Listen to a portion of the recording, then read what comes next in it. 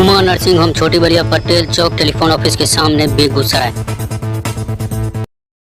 मैं देख रहा हूं कि कुछ दिनों से दिल्ली में एक बड़े नेता, वरिष्ठ नेता बार बार पूर्वांचल के ऊपर दिल्ली में लोगों को कंफ्यूज करने का प्रयास कर रहे हैं।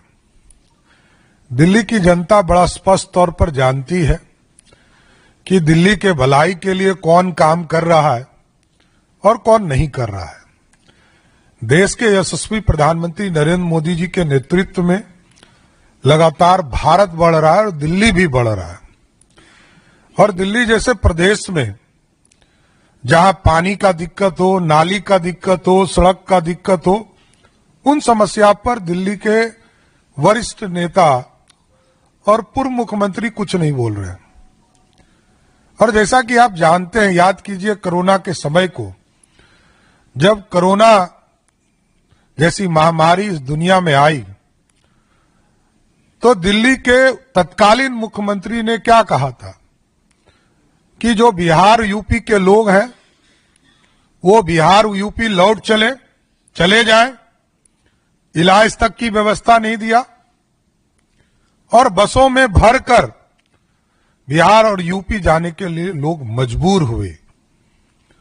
और आज लोग ये गलतफहमी फैलाने का प्रयास करते हैं कि पूर्वांचल के इशू पर रोहिंग्या और बांग्लादेशियों से जोड़ने का प्रयास किया जा रहा है, जबकि उनको पता होना चाहिए कि हमारे राष्ट्रीय अध्यक्ष जगत प्रकाश नड्डा जी बिहार की धरती पर ही उनका जन्म हुआ, पले पले हुए और आगे बढ़कर पूरी तरह इस देश की राजनीति में आए, हिमाचल से का प्रतिनिधित्व करते रहे और जिस बिहार में जन्मे हों उस पूर्वांचल के लोगों के विकास के लिए, उनके सम्मान के लिए, उनकी समृद्धि के लिए लगातार जेपी नड्डा जी काम करते रहे।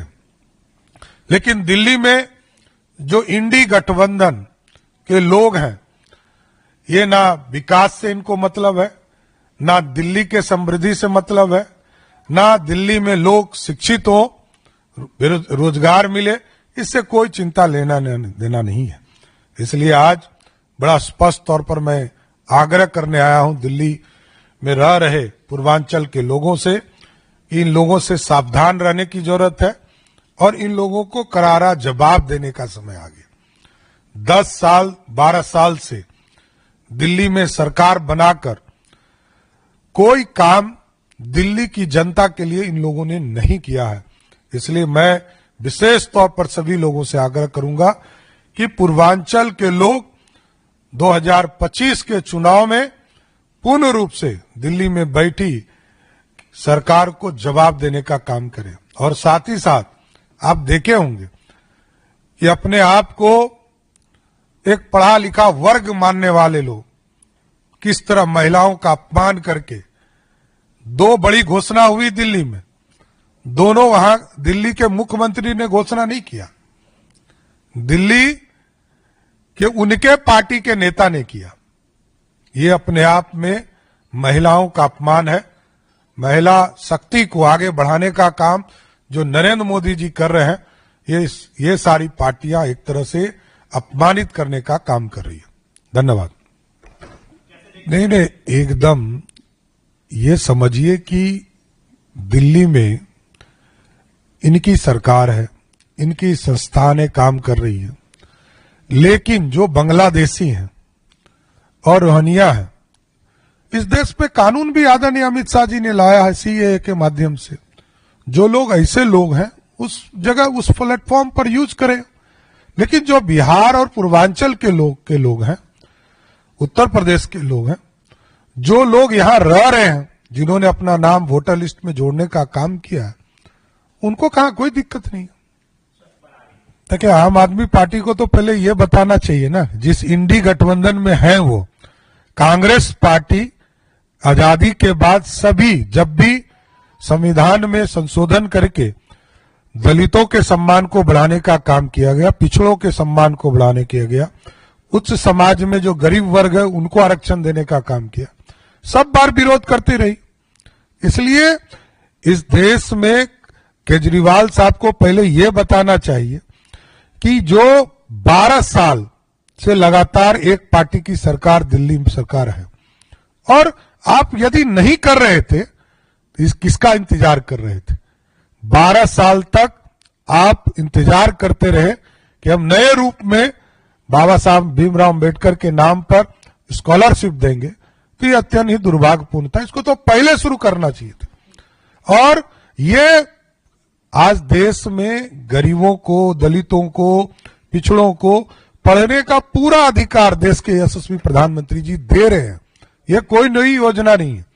इसलिए ये पूर्ण रूप से कंफ्यूजन करने वाला व्यक्ति है। इस देश में पूरी तरह कंफ्यूज लोगों का जमावट है। और साथ ही साथ मैं तो यही पूछना भी चाहता हूं आपके माध्यम से, रोगानिया हो, बांग्लादेशी हो, इसके लिए केजरीवाल जी को दर्द क्यों हो रहा है? ये लगातार इनको इसी का दर्द होता है। जो भारत तोड़ने वाले लोग हैं उनसे ही लोगों की ज्यादा दोस्ती होती है।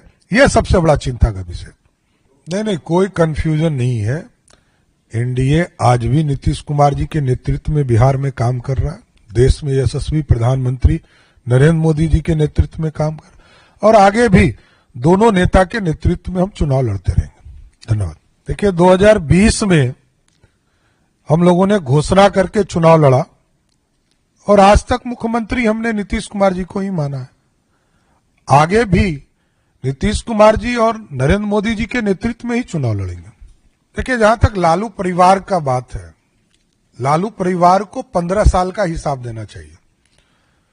लालू प्रसाद जी ने 15 साल तक बिहार को लूटने का काम किया, बिहार के गरीबों के मुंह से निवाला छीनने का काम किया, गरीब जानवरों का निवाला छीनने का काम किया। इसलिए लालू प्रसाद जी के परिवार को पहले जवाब देना चाहिए कि उनका पूरा परिवार भ्रष्टाचार में क्यों लिप्त है। चाहे वो स्वयं हो, उनकी पत्नी हो, उनके बेटे हो, उनकी बेटियां हो, सभी लोग भ्रष्टाचार में लिप्त हैं। इसका जवाब देना चाहिए। देखिए, ये मानसिक रूप से जो बीमार लोग होते हैं उसी तरह का बयान देते हैं। देखिए, उनको याद नहीं है, बच्चे हैं, उनके आदरणीय पिताजी जब मुख्यमंत्री थे बिहार में और उनकी माताजी मुख्यमंत्री थे, तो बीपीएससी का चेयरमैन को अरेस्ट करके जेल भेजा जाता था। आज की स्थिति में कोई प्रश्न पत्र लीक नहीं हुआ है। एक सेंटर पर कुछ इश्यूज आए हैं, वो जो टेक्निकल इश्यूज हैं, इसलिए एक सेंटर को रद्द करने का काम किया गया। और मैं चैलेंज भी करता हूं किसी भी व्यक्ति को, कोई व्यक्ति, मैं मंगलवार को जनता दरबार लगाता हूं, एक प्रमाण लेकर आइए, 2 मिनट में सरकार यह निर्णय लेगी कि परीक्षा को रद्द करना चाहिए कि नहीं करना चाहिए।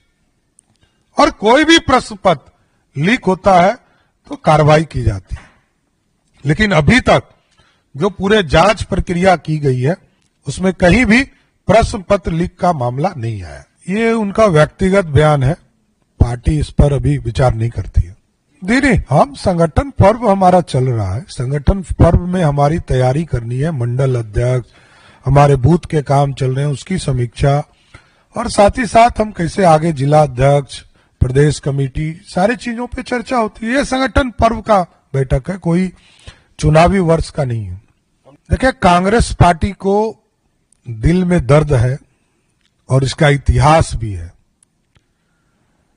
जितनी भी सरकारें उन्होंने बनाई कांग्रेस छोड़कर, किसी को 1 साल पार नहीं करने दिया।